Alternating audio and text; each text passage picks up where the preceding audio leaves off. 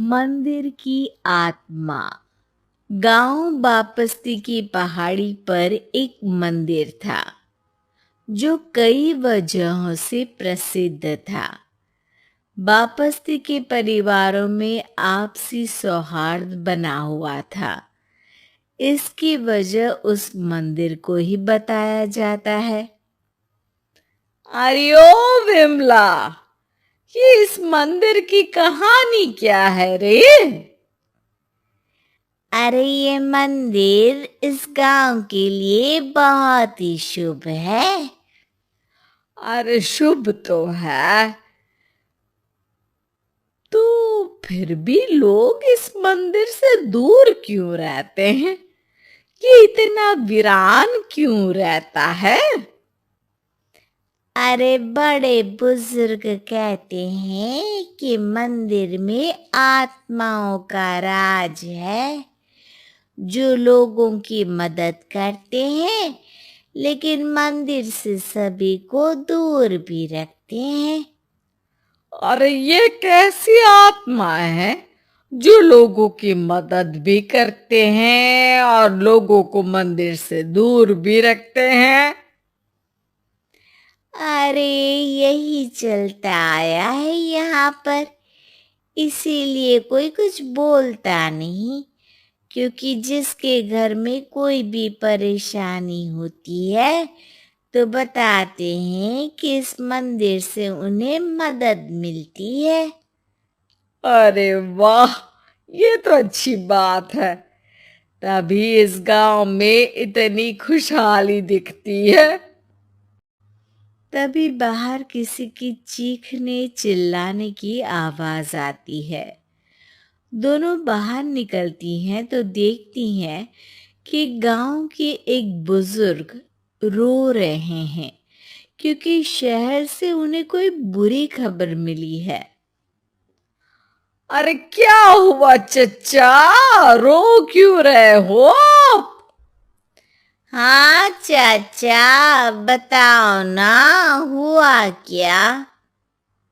अरे क्या बताऊं बेटे, मेरा बेटा शहर गया हुआ था कमाने, लेकिन आज खबर मिली है कि उसका एक्सीडेंट हो गया।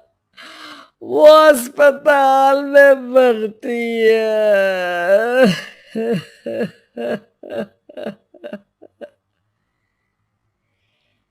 अरे तो इसमें परेशान होने की क्या बात है चाचा? जाओ शहर और बेटे का इलाज करवाओ। हाँ चाचा, विमला सही कह रही है। आप शहर जाओ और इलाज करवाओ। अरे कैसे इलाज करवाऊं, अभी पैसे नहीं है और शहर के अस्पतालों में इलाज का खर्चा लाखों में आता है। अरे चाचा, भगवान पर भरोसा रखो, कहीं ना कहीं से मदद जरूर मिल जाएगी। बस आज का दिन कैसे भी काट लो। अरे अब तो बेटा थोड़ा समय काटना भी मुश्किल होता जा रहा है।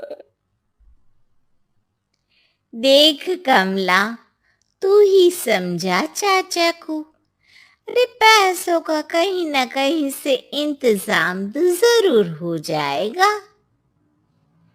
अरे चच्चा, जब बिमला कह रही है तो थोड़ा उस पर भी भरोसा रखो।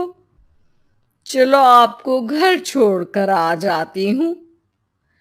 उसके बाद कमला उन बुजुर्ग को लेकर चली जाती है और विमला मंदिर की ओर चली जाती है।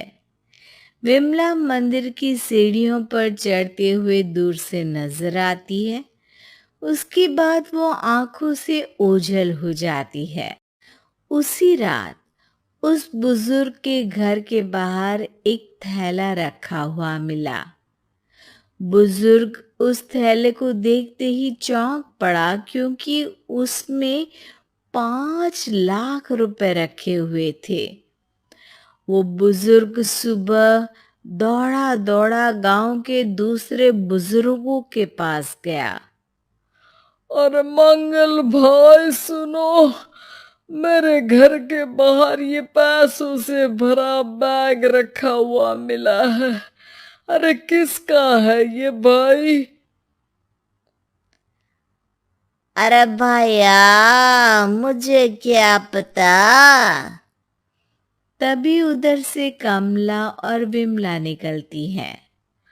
अरे बेटा सुन तो, देख ये क्या रखा हुआ था मेरे घर के सामने। कमला और विमला हैरानी से देखती हैं।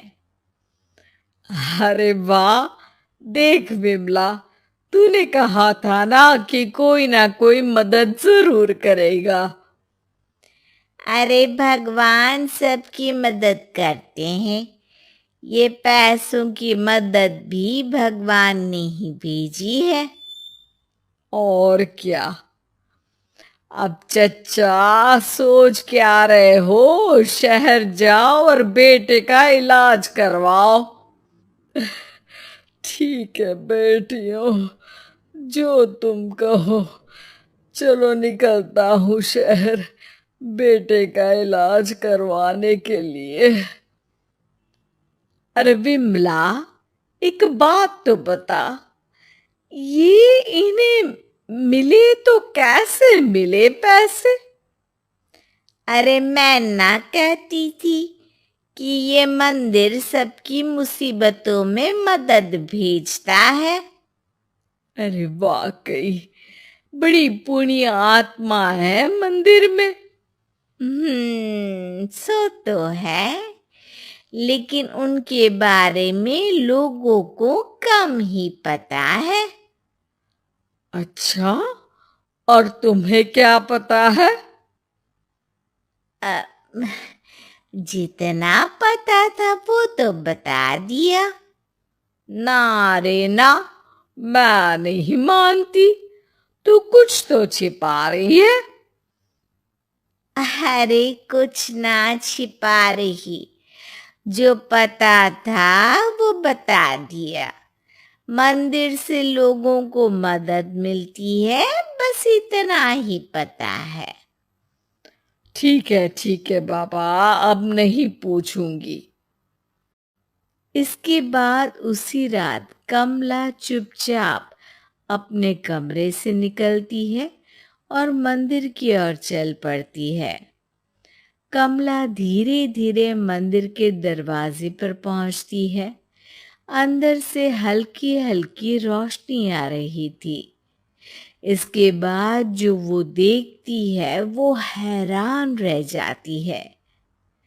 कमला इसके बाद तेजी से वापस लौट आती है। दूसरे दिन सुबह सुबह। अरे विमला, तू तो छिपी रुस्तम निकली। है? ऐसा क्या छिपा लिया मैंने?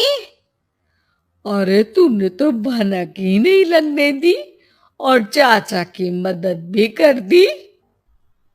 हैं? ये क्या कह रही हो? ऐसा कैसे कह सकती हो तुम? मैंने कोई मदद नहीं की। और सब पता है मुझे, कल रात मैं गई थी मंदिर। तो क्या देखा? अरे तुम्हारा पति और कुछ लोग वहां दिखे।